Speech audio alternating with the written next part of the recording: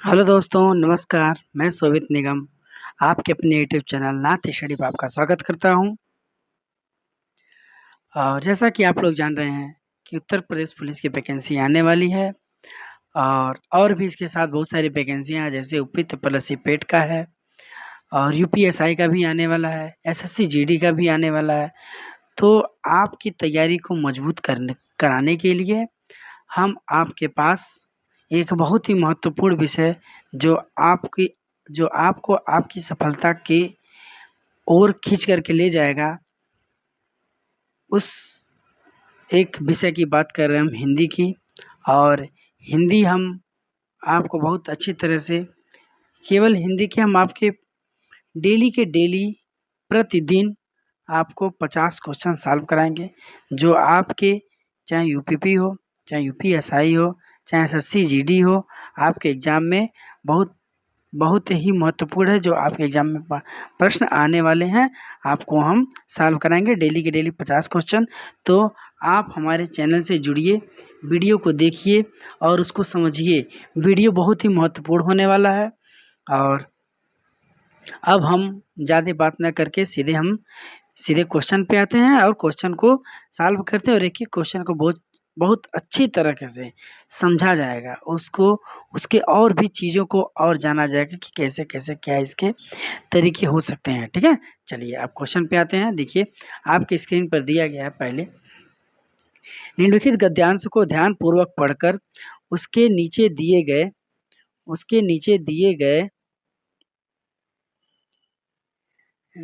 बहुविकल्पी प्रश्नों में सही विकल्प का चयन करें। सही विकल्प का चयन करें।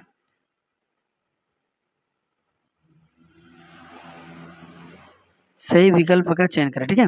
अनुशासन जीवन की प्रत्येक स्थिति में आवश्यक है। अनुशासन सैनिक जीवन की आत्मा है। परिवार में सद्भावना बनाए रखने के लिए इसकी आवश्यकता पहले है। समाज और राष्ट्र में शांति और सद्भावना संबंध बनाए रखने के लिए इसकी आवश्यकता भी है। ईश्वर की दृष्टि में यदि अनुशासन नहीं है तो अराजकता फैल जाएगी और यह विश्व तुरंत अस्त व्यस्त हो जाएगा। तो ये था मेरा पैसेज, और पैसेज को पढ़ करके हमें आंसर देना है। तो आंसर 1 से 3 तक है। तो पहला ऑप्शन दिया है, पहला क्वेश्चन आपका दिया है, अनुशासन किसकी आत्मा है। तो अनुशासन किसकी आत्मा है। अब आप खुद ही पैसेज को पढ़े हैं और पैसेज को देखिए क्या आंसर होगा इसका। तो देखिए, अनुशासन अनुशासन किसकी आत्मा है। सैनिक जीवन की आत्मा है, हर व्यक्ति की, ईश्वर की, और राष्ट्र और समाज की। तो आप पहले ही लाइन में पढ़े हैं, देखिए यहाँ पे पढ़े हैं, अनुशासन जीवन में प्रत्येक स्थिति में आवश्यक है। अनुशासन सैनिक जीवन की आत्मा है। तो अनुशासन किसकी आत्मा है। अनुशासन सैनिक जीवन की आत्मा है। आपका राइट आंसर हो जाएगा ऑप्शन नंबर ए, इसका राइट आंसर हो जाएगा। ठीक है, चलिए इसी क्रम में आगे बढ़ते हुए अगला क्वेश्चन देखते हैं। विश्व में अस्त व्यस्त होने का कारण क्या है। अब विश्व में अस्त व्यस्त होने का क्या कारण है। विश्व में अस्त व्यस्त होने का कारण अनुशासन होना, अनुशासन न होना, अराजकता फैल जाना और सद्भावना रहना। तो अब बताइए, अस्त व्यस्त होने का कारण क्या आप पढ़े हैं। यहाँ पे क्या पढ़े हैं आप देखिए, अस्त व्यस्त होने का कारण क्या पढ़े हैं।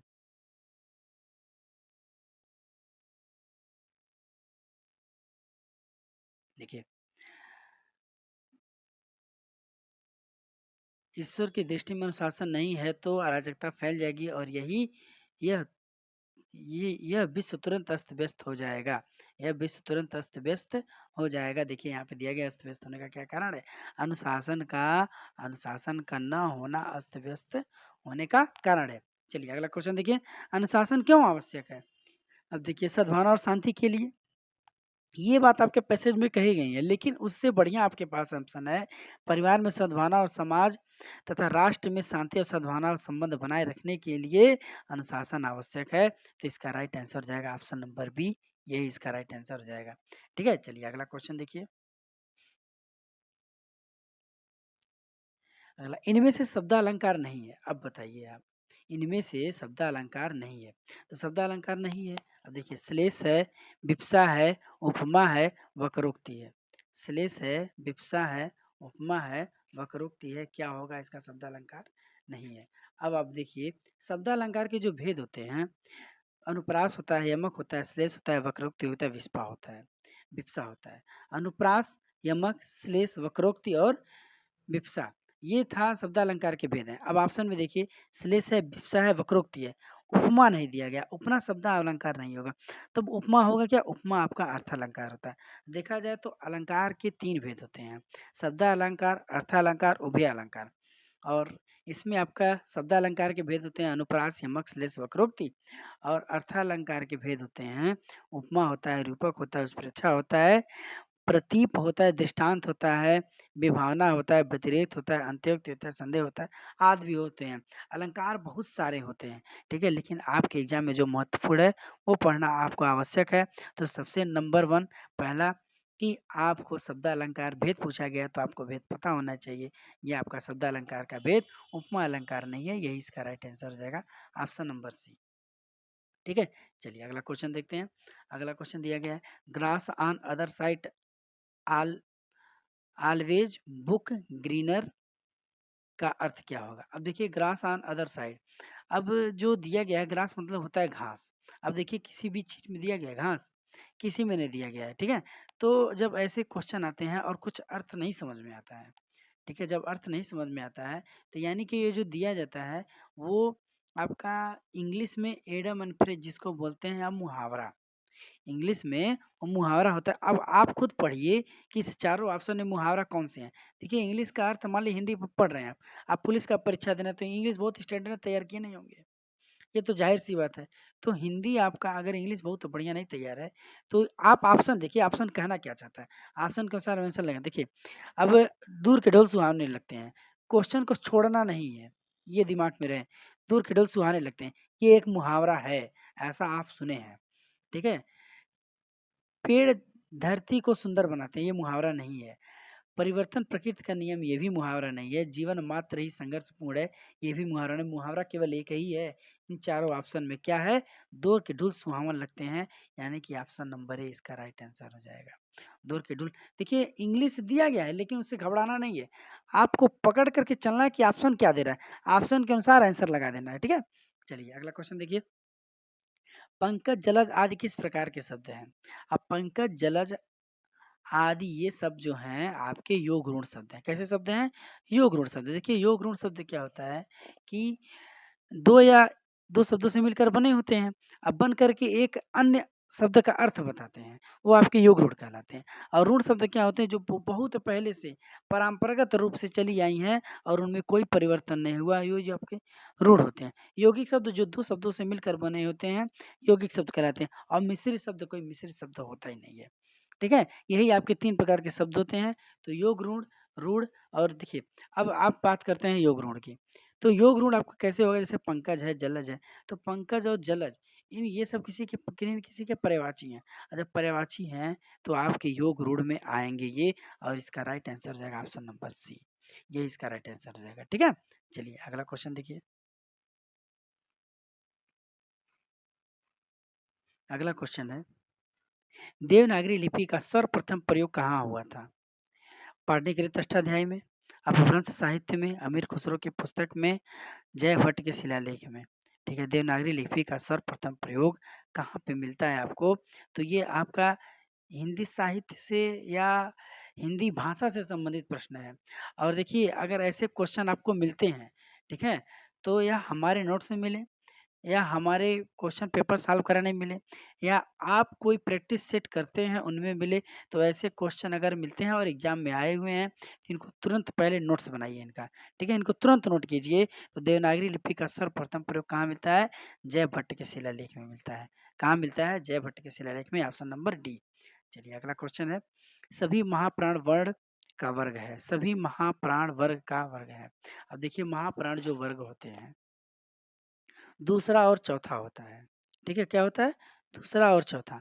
और किस ऑप्शन में है दूसरा और चौथा? देखिए क ख, ख मिल रहा है आपका, च छ, छ भी मिल रहा है, ट ठ, यानी कि पहले ही ऑप्शन में आपका मिल गया महाप्राण। देखिए दूसरा और चौथा महाप्राण वह शब्द होता है जिनमें हम बोलते समय, हमारे बोलते समय मुख से प्राण वायु, जो प्राण वायु होती है वो ज़्यादा मात्रा में निकलते हैं तो महाप्राण कहलाता है। और अल्प प्राण 2 ही प्रकार के होते हैं। एक आप होता है अल्प प्राण जो मुख्य वीवर से हमारे जब कम वायु निकलते हैं तो क्या होता है अल्प प्राण होता है।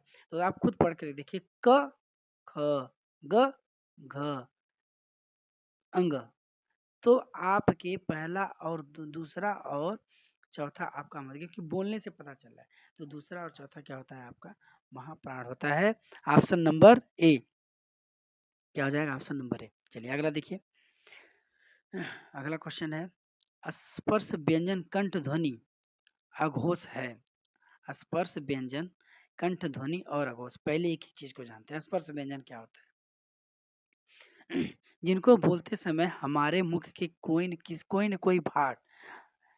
कोई भाग को स्पर्श करे जो वायु है वो क्या करे वो ध्वनि जो निकल रही है वो किसी न किसी को स्पर्श करे। ठीक है तो स्पर्श व्यंजन होगा। कंठ ध्वनि या कंठ को स्पर्श करे स्पर्श करेगा लेकिन कंठ को स्पर्श करे तो कंठ ध्वनि हो गया। और अघोष क्या होता है अघोष अघोष मतलब घोष मतलब होता है गूंज या नाद। यानी कि जिन शब्दों को जिन अक्षरों को जिन वर्डों को बोलते समय हमारे मुख से गूंज होता हो नाद होता हो ठीक है या प्रकंपन की क्रिया होती है तो आपका सघोष कहलाता है। और अघोष मतलब नहीं यानी कि जिसके बोलते समय हमारे मुख से गूंज या नाद नहीं होता है वो आपका अघोष होता है। तो कौन सा होगा इसमें देखिए पहला और दूसरा आपका अघोष होता है। कंठ ध्वनि क ख ग घ अंगा होता है आपको पता है। महाप्राण पहला और दूसरा होता है। दूसरा आपका गौ में पहले में दिया सी में दिया है। स्पर्श व्यंजन यानी कि जो आप बोलते हैं जितनी भी ध्वनियाँ स्पर्श व्यंजन है स्पर्श व्यंजन आपके 16 हैं। कितने हैं स्पर्श व्यंजन आपके 16 हैं। देखिए स्पर्श व्यंजन आपके 16 हैं तो ये आपके हो जाएंगे ऑप्शन नंबर सी यही इसका राइट आंसर। देखिए कैसे स्पर्श व्यंजन तो सभी हैं ठीक कंठ ध्वनियाँ सभी हैं ठीक। और अघोष की बात करें पहला और दूसरा होता है तो क ख है पहला दूसरा। और कह रहा महाप्राण तो महाप्राण दूसरा और चौथा होता है। महाप्राण कौन होता है दूसरा और चौथा महाप्राण होता है। तो आपको दिया गया है कौन सा आपको दिया गया है अघोष भी है और महाप्राण भी है बाकी सब चीजें सेम है यानी कि ऑप्शन नंबर सी इसका राइट आंसर हो जाएगा ख। इसका राइट आंसर हो जाएगा ख। चलिए अगला क्वेश्चन देखते हैं।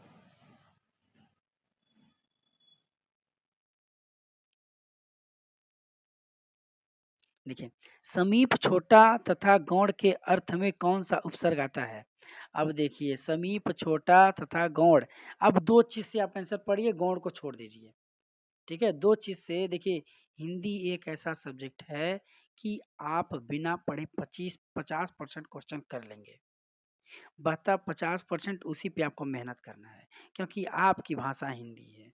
जब आपकी भाषा हिंदी है तो आपको बहुत ज़्यादा परेशानी बस एक बार केवल उस चीज़ को समझना है कि कैसे कैसे क्या है तो बहुत आसान लेकिन गलती वहीं में होता है हिंदी में ही होता है। और नंबर हमें लाना है तो ज़्यादा से ज़्यादा सही करना है। अगर आप पुलिस का एग्ज़ाम दे रहे हैं तो ये मान के चलिए कि हिंदी की भूमिका बहुत महत्वपूर्ण है। अगर 30 37 या 38 क्वेश्चन आते हैं तो आपको पूरा का पूरा सही कर लेते हैं।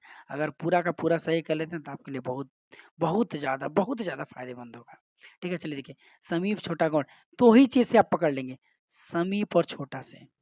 गौड़ को छोड़ दीजिए समीप छोटा से समीप या छोटा छोटा मतलब उप होता है समीप मतलब उप होता है। किस ऑप्शन में दिया गया ऑप्शन नंबर डी में दिया गया है इसका राइट आंसर हो जाएगा। ठीक है तो जब भाई दोनों मिल रहा है तो गौड़ भी हो ही जाएगा।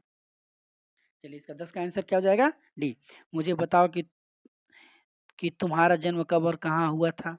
अब देखिए वाक्य में भेद है। वाक्य में कौन सा भेद है अब देखिए यहाँ पे क्या आ गया की क्या आ गया की शब्द आ गया। जब की शब्द आ गया तो तुरंत मिश्र वाक्य होता है। कैसा वाक्य होता है मिश्र वाक्य होता है। इसका राइट आंसर हो जाएगा ऑप्शन नंबर डी। और कुछ सोचना ही नहीं है संयुक्त वाक्य होता है जोड़ने का काम करता है। मिश्र वाक्य वह वाक्य होता है कि जिसमें एक उद्देश्य और एक से अधिक विधेय होते हैं।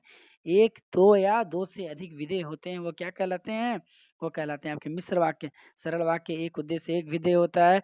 संयुक्त वाक्य में एक विधेय और एक विधेय होता है लेकिन एक दूसरे पर डिपेंड नहीं होता है। लेकिन मिश्रित वाक्य में एक उद्देश्य और कई सारे विधेय होते हैं लेकिन उद्देश्य पर विधेय आश्रित होता है। ठीक है, देखिए यहाँ पे दिया गया, मुझे बताओ तुम्हारा जन्म कब और कहाँ हुआ है, यानी कि किसको कह रहा है, मुझे बताओ। ठीक है, तुम्हारा जन्म कब और कहाँ हुआ, यानी कि इस पे है। और सबसे बड़ी बात की वर्ड पकड़ना, की जहाँ पे आ जाए वो कौन सा होगा, वो आपका क्या होगा, मिश्र वाक्य होगा। चलिए आगे देखते हैं। सर्प, मेढक, सिंह, घोड़ा, वानर आदि को समझने वाला शब्द है, आदि को समझने वाला जो शब्द है वह है शिव, है पशु, है हरि, है कपिश। नहीं, क्या होगा, केवल हरीश होगा। क्या होगा, केवल हरि होगा। ठीक है, सर्प और मेढक, पानी, घोड़ा, वानर, हाथी, सिंह, इन सबको क्या कहते हैं, इन सबको हरि कहते हैं। इसका राइट आंसर हो जाएगा सी। ठीक है, ये आपका अनेकार्थी का प्रश्न है। ठीक है, चलिए अगला क्वेश्चन देखते हैं।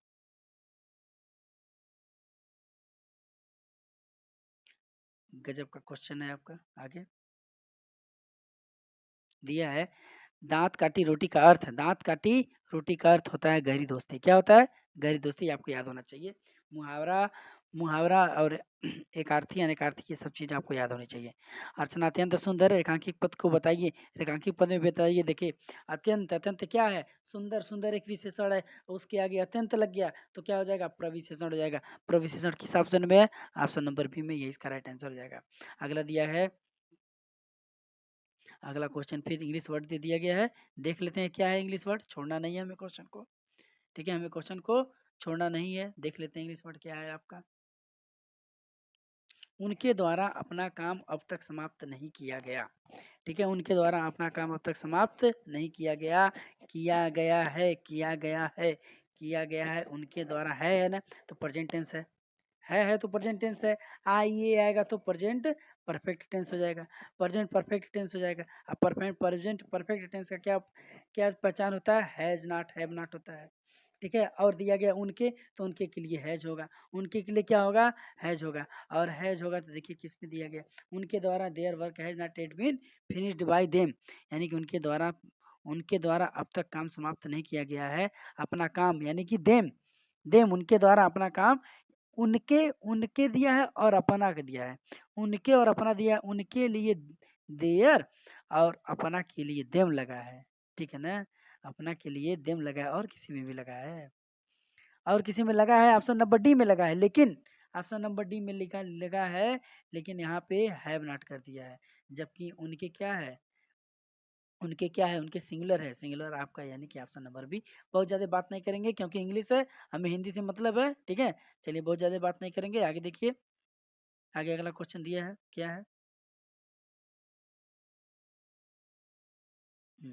अगला क्वेश्चन है, निम्नलिखित में से तत्सम शब्द कौन सा है, सीखा, चंदा, रात, बात। सीखा, तत्सम शब्द क्या है, सीखा, क्या है, सीखा। क्यों, देखिए, चंदा का चांद होता है, ठीक है, चंद्र होता है, रात का रात्रि होता है, बात का वाणी होता है। ठीक है, बात का वाणी होता है, तत्सम शब्द सीखा सही है। सोना का पर्यायवाची क्या बताइए, सोना का पर्यायवाची होता है पनंग दिया गया, ललित दिया है, चित्ताकर्षण दिया है, जात रूप दिया है, तो सोना का पर्यायवाची होता है जात रूप। ये इसका right answer option number D हो जाएगा।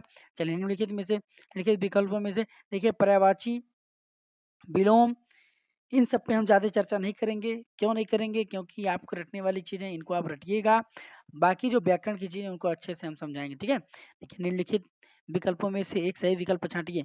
जीवन क्षण भंगुर है, व्यर्थ नष्ट न करे, जीवन क्षण भंगुर है, सही विकल्प छांटा है ना।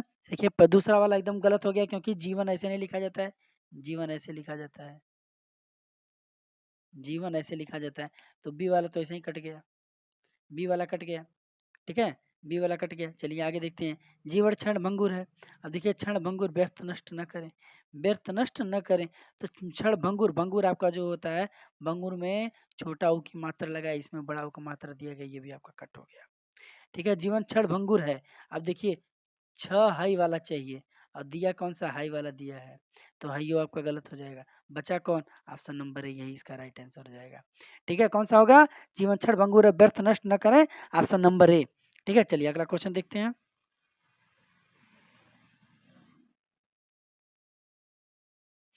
चलिए अगला क्वेश्चन है, अनिश्चित सर्वनाम का अपादान कारक में बहुवचन, किसी से, किन्हीं, किन से, किन्हीं से, किन किन को।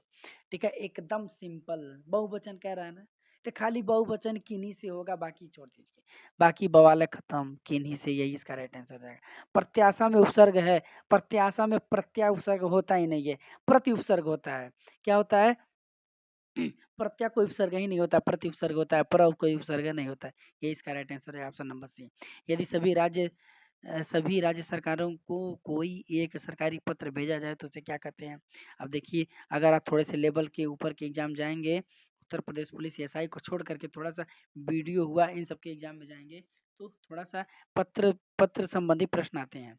ठीक है, तो जो दिया गया है आपका, यदि सभी राज्य सरकारों को कोई पत्र सरकारी पत्र भेजा जाए तो उसे क्या कहते हैं? उसे परिपत्र कहते हैं। क्या कहते हैं? उसे परिपत्र कहते हैं। ठीक है, चलिए अगला क्वेश्चन देखिए।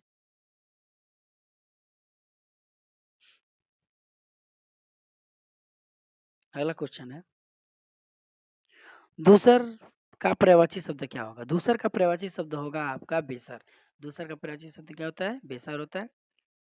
यदि आपको अपने मित्र को पत्र लिखना पड़े तो संबोधन क्या लिखेंगे? आदरणीय मित्र लिखेंगे? नहीं। आदरणीय अपने से बड़ों को लिखा, पूजनीय मित्र नहीं, अपने पिताजी या माताजी को लिखा जाता है। प्रिय मित्र सही है, महोदय नहीं लिखेंगे, किसको लिखेंगे? प्रिय मित्र। क्या बोलेंगे? संबोधन क्या करेंगे? प्रिय मित्र करेंगे। इन सब चीज़ों की थोड़ी जानकारी होनी चाहिए। ठीक है, कौन सा अधिकरण तत्पुरुष समास नहीं है? अब देखिए, कौन सा अधिकरण तत्पुरुष समास नहीं है? पुरुषोत्तराधिकरण, मतलब अधिकरण का कारक चिन्ह क्या होता है? में या पर। क्या होता है? में या पर होता है। ठीक है, में या पर होता है। तो कौन सा अधिकरण तत्पुरुष समास नहीं है? तो में या पर जिसमें नहीं रहेगा वही आपका सही है। पुरुषोत्तम पुरुषों में उत्तर, देशाटन देश में आटन, देश में आटन। ठीक है, कुल श्रेष्ठ कुल में श्रेष्ठ, देश आटन देश को आटन, कुल श्रेष्ठ कुल में श्रेष्ठ, धर्म भ्रष्ट धर्म धर्म से भ्रष्ट, धर्म भ्रष्ट धर्म से भ्रष्ट। यानी कि ये आपका धर्म से भ्रष्ट, धर्म से अलग हो रहा है, अपादान कारक है। यानी कि यही आपका राइट आंसर हो जाएगा, ऑप्शन नंबर डी। चलिए अगला दिए, अगला देखिए। पंजाब में हिंदी का प्रचार किसने किया? पंजाब में हिंदी का प्रचार किसने किया? ये दिया गया क्वेश्चन। अब ऐसे क्वेश्चन को हम बोले कि आप लोग नोट्स बना लीजिएगा। पंजाब में हिंदी का प्रचार किसने किया? तो पंजाब में हिंदी का प्रचार आपको पता होना चाहिए, सरदार राम फुल्लोरी। फुल्लोरी कौन है? सरदार राम फुल्लोरी। अत्य अत्युयुक्त शब्द में संधि है, अत्युक्त शब्द में संधि है। अब देखिए, संधि बहुत ही महत्वपूर्ण, बहुत ही जबरदस्त क्वेश्चन। ठीक है, अतियुक्त शब्द में संधि है। तो पहला नंबर कौन सी संधि ये पूछा गया है? तो अतियुक्त जो होता है आपका, जैसे ई ई ई उ उ री, इन ई मिल करके ई प्लस असमान स्वर। देखिए, ई ई प्लस असमान स्वर, असमान स्वर, ई उ उ प्लस असमान स्वर, और री और री प्लस असमान स्वर मिल करके जब मिलते हैं, जब ये मिलते हैं तो ई का हो जाता है आधा य। क्या हो जाएगा? आधा य। उ का हो जाता है व, आधा व, और री का हो जाता है और। क्या हो जाता है? अर हो जाता है। री का हो जाता है आपका अर। ठीक है, और हो जाता है तो आपका यण संधि का निर्माण होता है। किस संधि का निर्माण होता है? यण संधि का। देखिए, अब यहाँ पे देखिए, अ त युक्ति है ना, अ त युक्ति, तो आधा आधा यू है ना, आधा त है ना, अ त युक्ति। ठीक है, तो यहाँ पे य का निर्माण हो रहा है ना, य का निर्माण हो रहा है, और य पे उ का मात्रा लगा है, य पे उ का मात्रा लगा है, तो पूरा य हो गया है।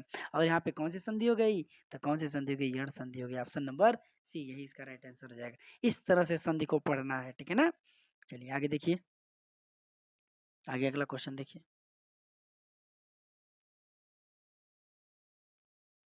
कौन सा असत्य कथन है? ठीक है, असत्य या गलत है? अर्थशास्त्रीय पत्र मृता पूर्ण भाव में लिखा जाता है, संबोधन के लिए प्रिय लिखा जाता है, निर्देश के लिए आपका सद्भावी लिखा जाता है, इनमें इसमें भेजने वाला हस्ताक्षर करके पद का उल्लेख भी करता है। तो ऑप्शन नंबर हो जाएगा, इसमें भेजने वाला हस्ताक्षर करके पद का उल्लेख नहीं किया जाता है। क्या पद का उल्लेख नहीं किया जाता। ऑप्शन नंबर डी है इसका राइट आंसर हो जाएगा। ठीक है, अगला क्वेश्चन देखिए। ड्राइविंग मैन कैच ए सारो।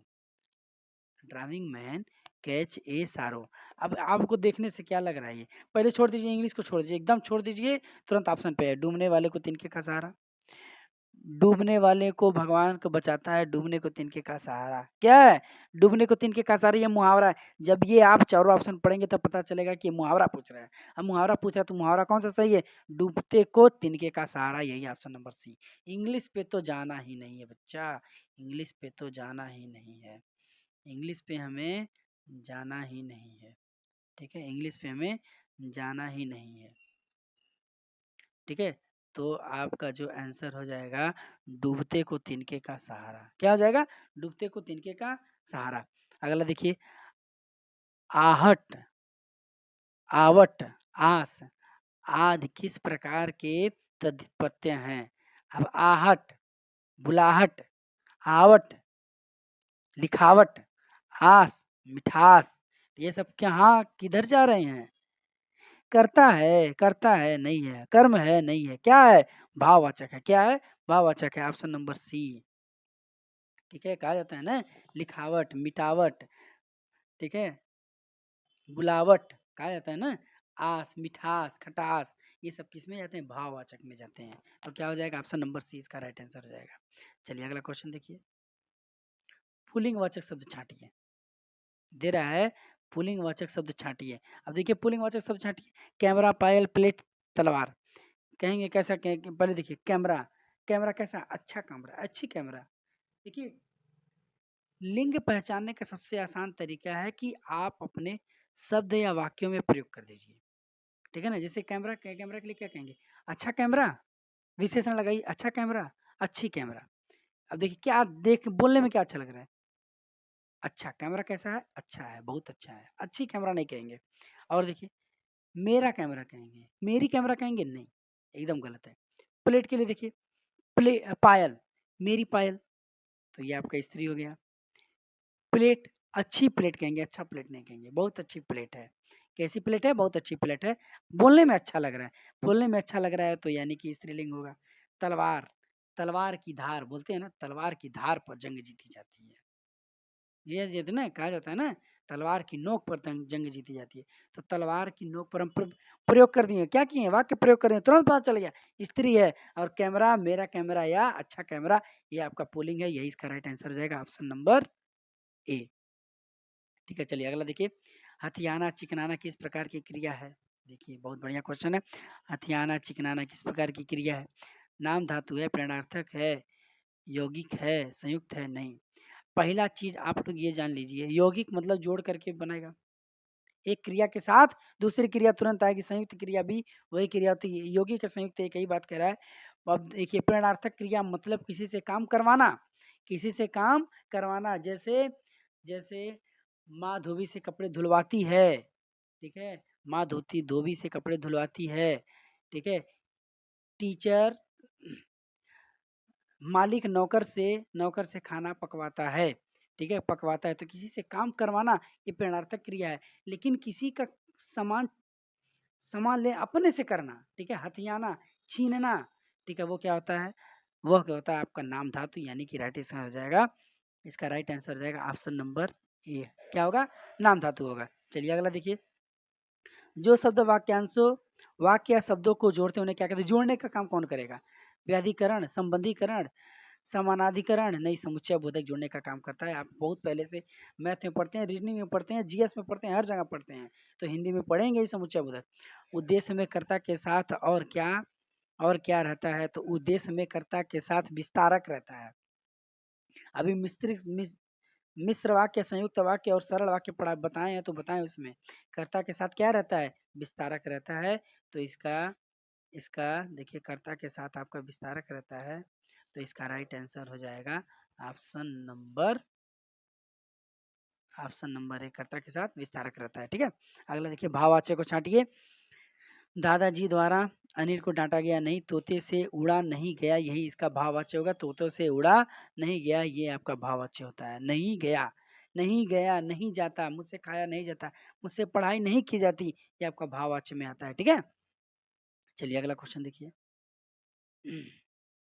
लज्जा किस लेखक या लेखिका की कृत है? लज्जा किस लेखक या लेखिका की कृत है? तो ये आपका 35, इसका आंसर हो जाएगा तस्लीमा नसरीन की। किसका है? तस्लीमा नसरीन की है। तेज गर्मी के तेज गर्मी में चलने के कारण वह क्या हो गया? वह निस्तेज हो गया? नहीं। निर्जीव हो गया? नहीं। मृत हो गया? नहीं। अचेतन हो गया। क्या हो गया? अचेतन हो गया। इसका राइट आंसर हो जाएगा ऑप्शन नंबर डी, अचेतन हो गया, मतलब कि उसकी चेतना गायब हो गई। ठीक है, चलिए आप ही धूप में चलते हैं तो क्या होता है? कैसा होता है? क्या मर जाते हैं? नहीं हो जाते। निर्जीव हो जाते हैं? नहीं होते। निश्चित हो जाते हैं? नहीं हो जाते हैं। क्या हो जाते हैं? अचेतन हो जाते हैं। ठीक है, चलिए अगला क्वेश्चन देखिए। कई दर्शकगण किसी विशेषण का उदाहरण है। कई दर्शकगण किस विशेषण का उदाहरण? यही पूछा गया है। ठीक है, कई दर्शकगण। अब देखिए, निश्चय संख्यावाचक कई दिया गया तो अनिश्चित होगा। कई दिया तो क्या होगा? अनिश्चय हो गया। और दर्शक है तो दर्शक को गिना जा सकता है। जिनको गिना जा सकता है वो क्या कहलाते हैं? वो कहलाते हैं आपके संख्यावाचक। जिसको गिना जाता है वो क्या कहलाते हैं? संख्यावाचक। तो संख्यावाचक तो होगा, लेकिन कई दिया है तो निश्चित संख्यावाचक होगा। ऑप्शन नंबर बी इसका राइट आंसर हो जाएगा। ठीक है, देखिए अनिश्चित परिणामवाचक ये नहीं होता है। परिणाम को तौला जाता है, मापा जाता है। ठीक है, निश्चित ये भी नहीं होगा। चलिए आगे। कदाचित शाम तक वो वापस आ जाए, इस वाक्य में प्रयुक्त काल की पहचान कीजिए। कदाचित दिया गया ना, जब कदाचित दे दिया जाए, जब ऐसा शब्द आ जाए आपके पास ऐसे शब्द हो गए हैं तो समान संभाव्य भविष्य होता है इसका राइट आंसर। ठीक है, समान भविष्य नहीं होगा, संदिग्ध भविष्य नहीं होता है, संदिग्ध भूतकाल भी नहीं होता है, संदिग्ध वर्तमान नहीं होता। क्या होगा? संभाव्य भविष्य होता है, क्योंकि समान भविष्य आएगा वह स्कूल जाएगा हो जाएगा। संदिग्ध वर्तमान मतलब कोई संदिग्धता रहेगी उसके अंतर्गत, और संदिग्ध भूत में भी संदिग्धता रहेगी, इसीलिए क्या होगा? आपका संभाव्य भविष्य होगा। ठीक है, क्या होगा? संभाव्य भविष्य होगा। अगला क्वेश्चन देखिए। नीचे लोकोक्ति और उनके दिए गए अर्थ दिए दिए गए हैं। गलत अर्थ वाली लोकोक्ति का चयन कीजिए। ठीक है, गलत अर्थ वाली लोकोक्ति का चयन करना है, ये बताना है कि कौन सा गलत है। आगे आगे नाथ ने पीछे पढ़ा, बंधनहीन। क्या होगा? बंधनहीन। 3-13 होना, असंगठित होना, गलत वाले का चयन करना है। आगे नाथ ने पीछे पढ़ा, ये एकदम सही है, बंधनहीन। 3-13 होना, संगठित होना नहीं, असंगठित होना होता है, और दिया गया संगठित, यही इसका राइट आंसर हो जाएगा बी। संख्या गमन, संख्या गमन का सही संधि विच्छेद। देखिए संख्या गमन, अब देखिए जहाँ पे आपका आधा अक्षर बीच में मिल जाए और य व र मिले, उसके तुरंत बाद य र व मिले, तो आपको सीधे समझ जाना कि यण संधि है। क्या है? यण संधि है। और जब यण संधि बनता है तो ई उ और री प्लस असमान मिल करके बनता है, तो सखी धन आगमन ऑप्शन नंबर ए, यही इसका राइट आंसर हो जाएगा। सखी धन आगमन क्या हो जाएगा? सखी धन आगमन इसका राइट आंसर हो जाएगा। यण संधि है। ठीक है ना, इस तरह से हम संधि को पहचान करते हैं। अगला क्वेश्चन देखिए। जब किसी सामान्य बात का विशेष बात से तथा विशेष बात का सामान्य बात से समर्थन किया जाए तो वहाँ कौन सा अलंकार होता है? तो विशेष बात का सामान्य बात से, सामान्य बात का विशेष बात से अलंकार किया जाए, यानी कि दोनों में क्या हो रहा है?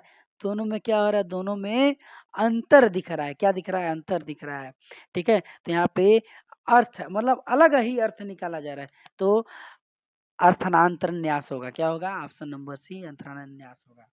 ठीक है, यही इसका राइट आंसर हो जाएगा, ऑप्शन नंबर सी। पसीने से युक्त वाक्य के लिए क्या शब्द होगा? पसीने से युक्त वाक्य के लिए सही शब्द है क्या? पास युक्त नहीं, स्वदेशी होगा नहीं, स्वेदिश नहीं, स्वेदित होता है। क्या होता है? स्वेदित होता है। देखिए शब्द को पकड़िएगा, स्वेदित होता है। ठीक है, अगला क्वेश्चन देखिए।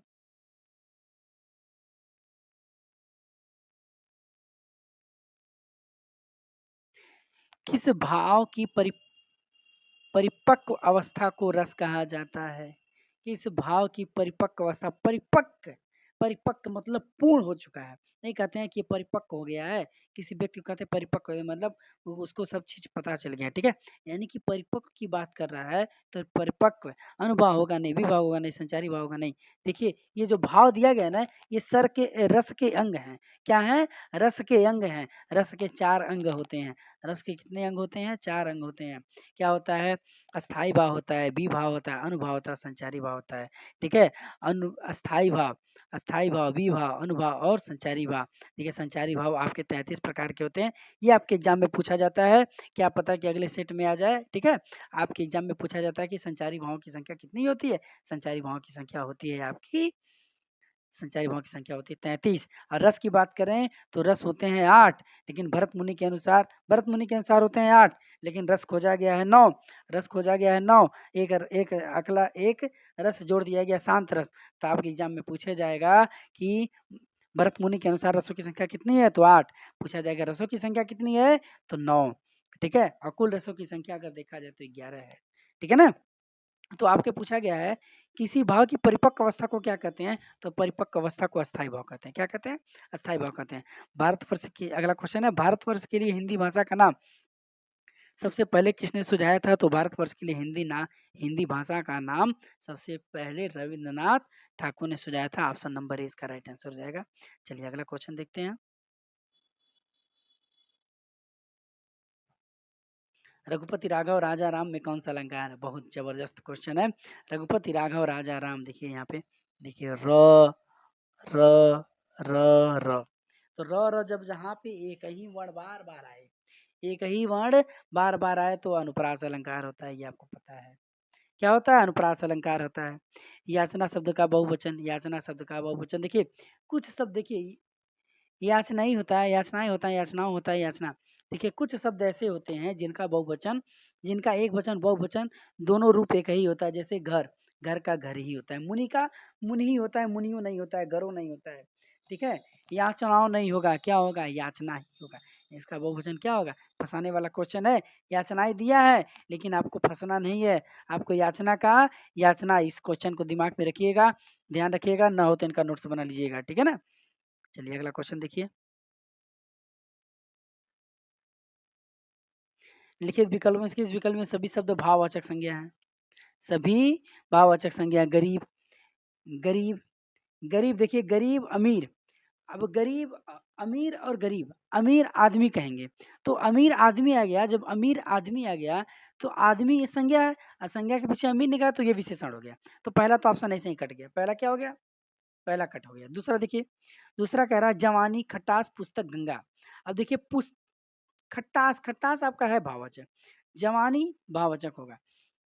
लेकिन गंगा, गंगा नहीं, गंगा एक संज्ञा है और गंगा कौन संज्ञा है? व्यक्तिवाचक संज्ञा है। गंगा क्या है? व्यक्तिवाचक, तो भाववाचक होगा ही नहीं। ऑप्शन नंबर ये भी कट गया, बी। अब सी ऑप्शन देखिए, रसीला, कड़वाहट, बुढ़ापा, उन्नति।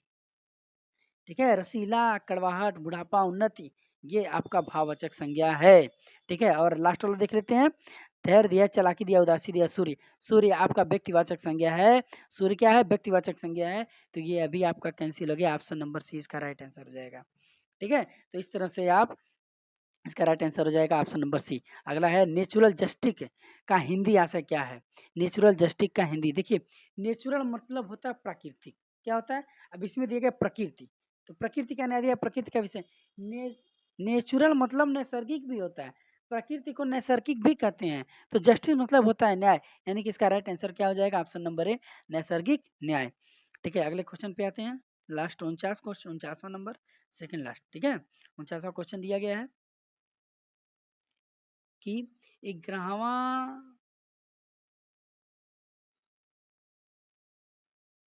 11वां विश्व हिंदी सम्मेलन 2018 कहाँ आयोजित किया जाएगा?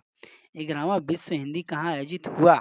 ठीक है, तो इसका राइट आंसर है मॉरिशस पोर्ट लुइस में। कहाँ हुआ है? मॉरिशस पोर्ट लुइस में। ठीक है, 21 वाला हुआ है आपका पीजी सुबह में। ठीक है, अपरिहार का अंग्रेजी पर्याय, अपरिहार का अंग्रेजी पर्याय क्या होता है? ये पूछा गया है। तो होता है आपका जस्टिफाइड नहीं होता है, क्योंकि इससे न्याय से संबंधित। अर्जेंट मतलब जरूरी, और दिया गया है नेसेसिटी, ये भी नहीं होता है। तो आपका होता है अनअवॉइडेबल क्या होता है? अनअवॉइडेबल और परिवार का मतलब होता है। तो इस तरह से हम आपको हिंदी के 50 क्वेश्चन सॉल्व कराए हैं। आप वीडियो को देखिए, शेयर करिए, लाइक करिए। अगर वीडियो मेरा रेगुलर आप देखते हैं, हम डेली आपके पास 50 क्वेश्चन लेकर के आएँगे। अगर वीडियो आप डेली देखते हैं, तो आपको बहुत ही ज़्यादा फ़ायदा होने वाला है उत्तर प्रदेश पुलिस के लिए, ठीक है? तो आज के लिए बस इतना ही। धन्यवाद। जय हिंद, जय भारत।